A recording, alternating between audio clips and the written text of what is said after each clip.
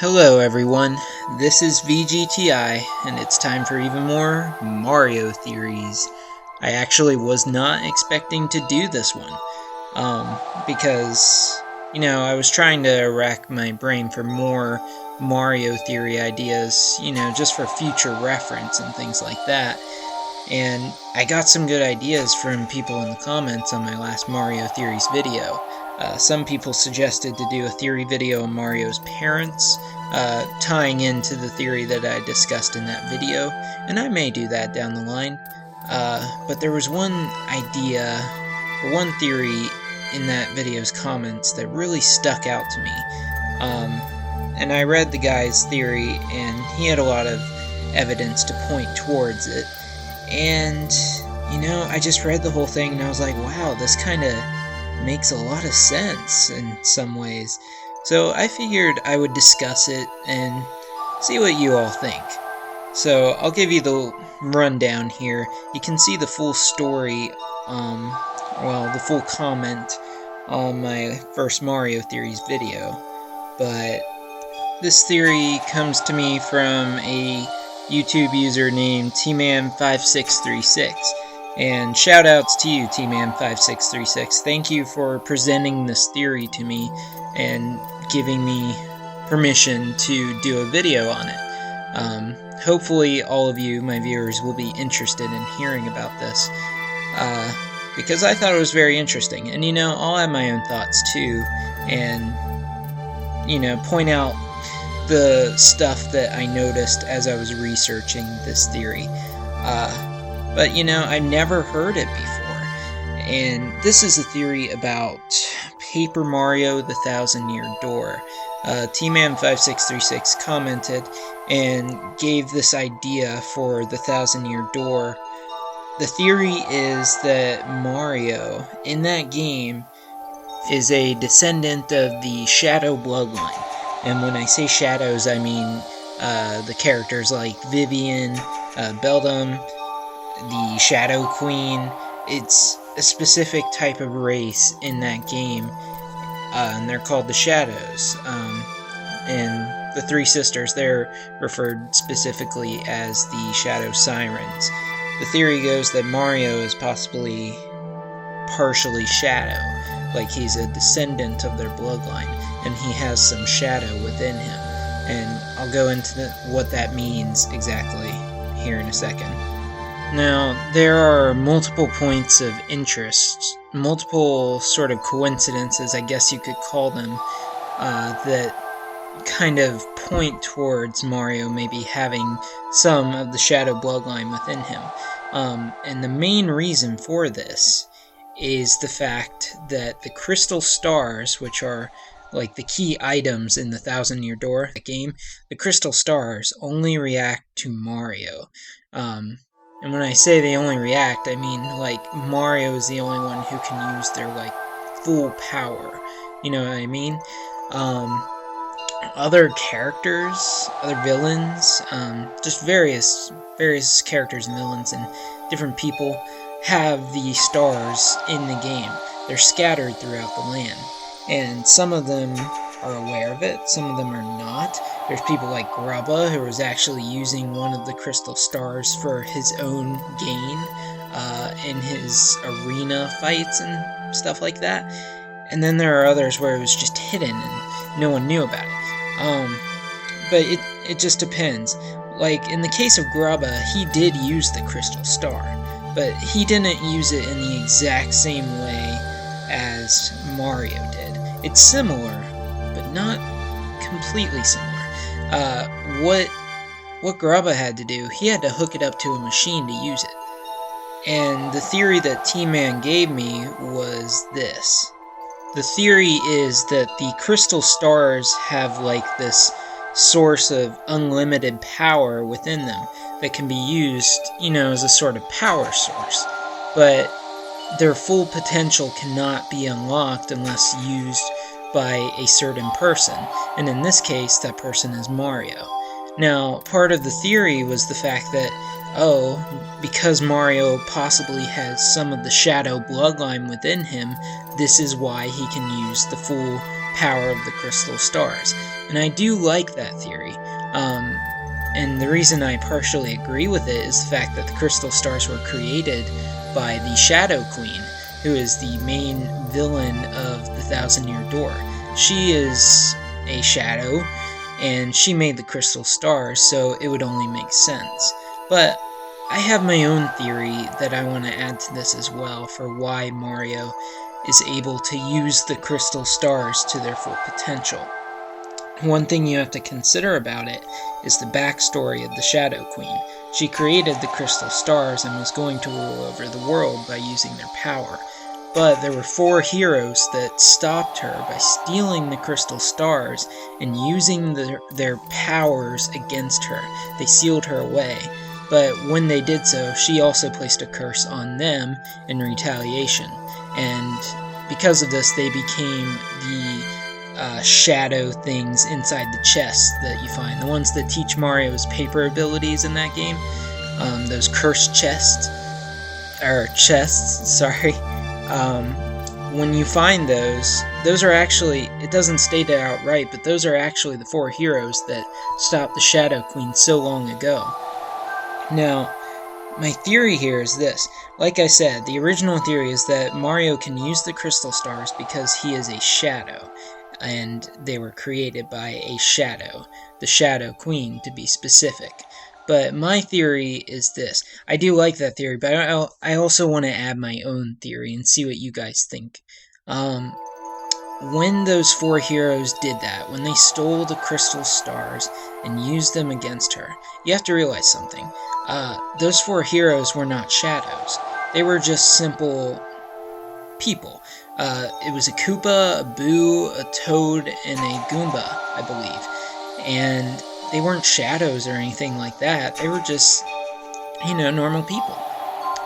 But I think there's something more going on. I think with the way the game is, I think that there's like some kind of destiny going on, Like there's chosen heroes to stop the Shadow Queen throughout time. Those 4 heroes were some of the chosen ones. And Mario himself was also a chosen one. And that's why he could use the crystal stars to their full potential. Now, that doesn't have to be true, and it kind of diverts it away from the fact that Mario may have the shadow bloodline within him. But you could even combine the theories and say that not only is Mario a chosen one, but he's also partially shadow. I don't know. What do you guys think about that? Theory's not over though, I'm going to explain some more. T-Man actually did provide his own explanation for that whole backstory. What my theory is that they could be chosen ones, but T-Man also mentioned something very interesting that I think makes me like his theory even more. He said that the 4 heroes from 1,000 years ago, the ones that stopped the Shadow Queen, he said that it's never really stated that the 4 heroes use the same powers that Mario does when he has the crystal stars. We don't know that for sure. So it could be just that the 4 heroes have magical abilities, and that the crystal stars, being the power sources that they are, powered them up, but they didn't use them to their full potential because they were not shadows. That would make sense, and that would point more towards this whole shadow theory being true. And it would also single out Mario as being a shadow. Now, there is another thing that connects to the whole 4 heroes and the cursed chests thing. When you find them, it's the fact that they react to Mario, that Mario can hear their voices.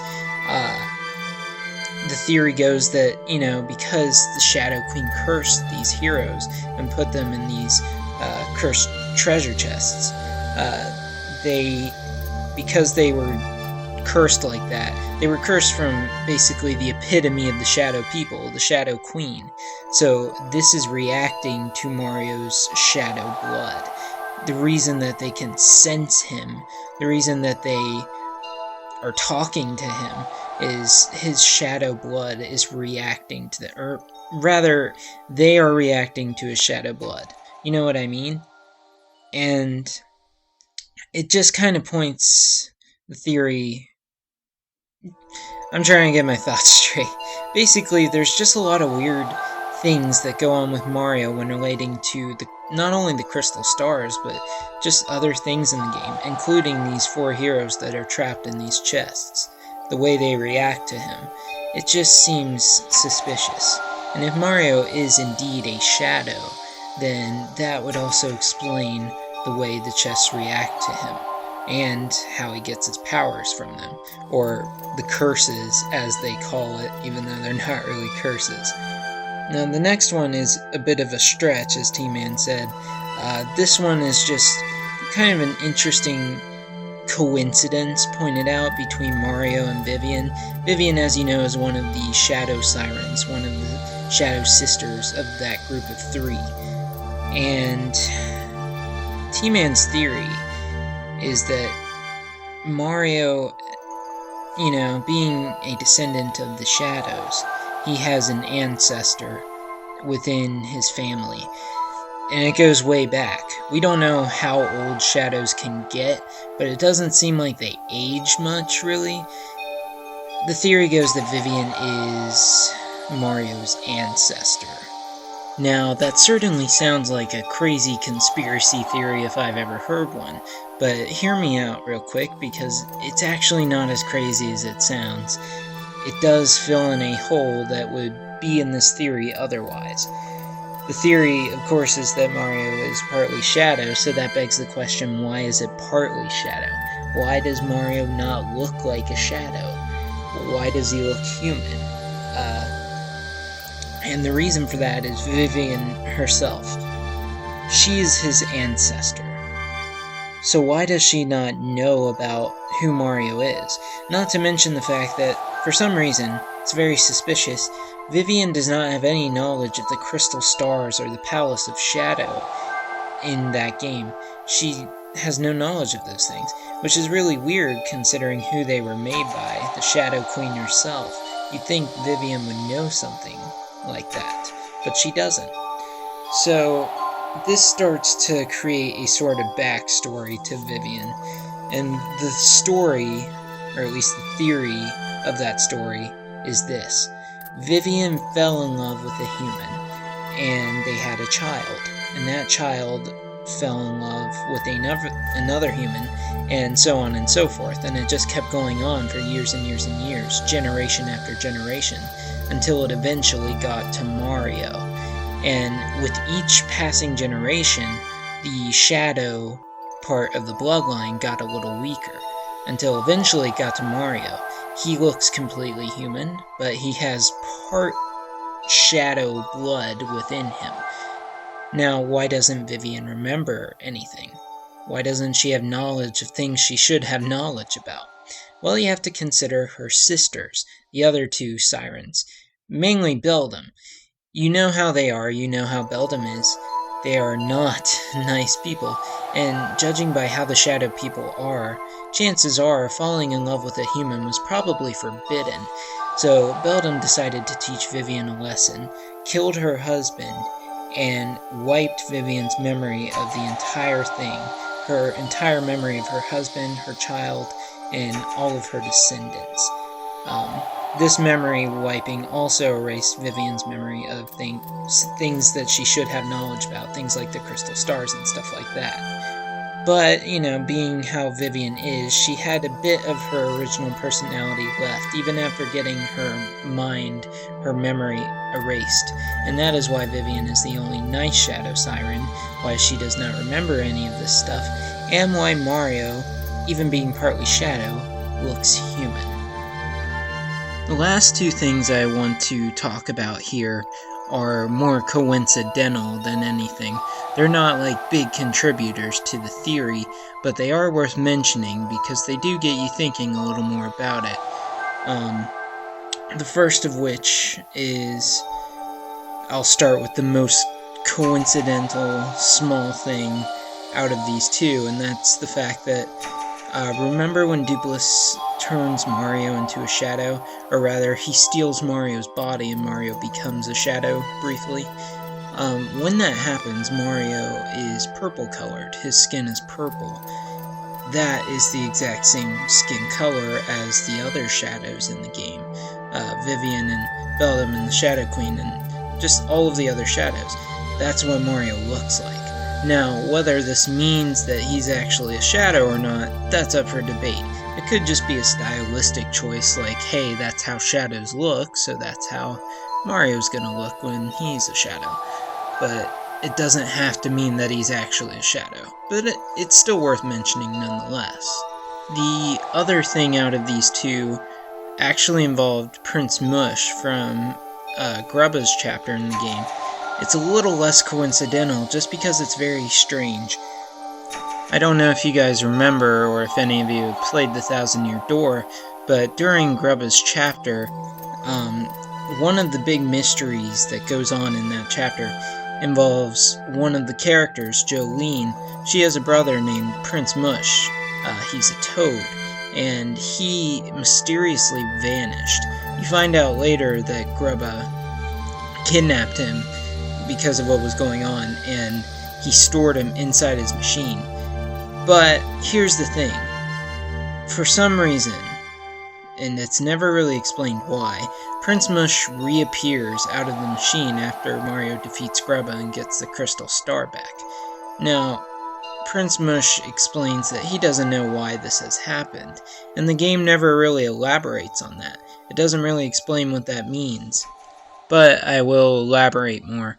Basically, after Mario defeats Grubba and gets the Crystal Star back, Prince Mush mysteriously appears out of the Crystal Star, and it's explained that Grubba drained Prince Mush's power to the point that Prince Mush was no more, and apparently he was inside the Crystal Star, and it's never really explained why he was in there, or what happened to him while he was in there, or why he reappeared.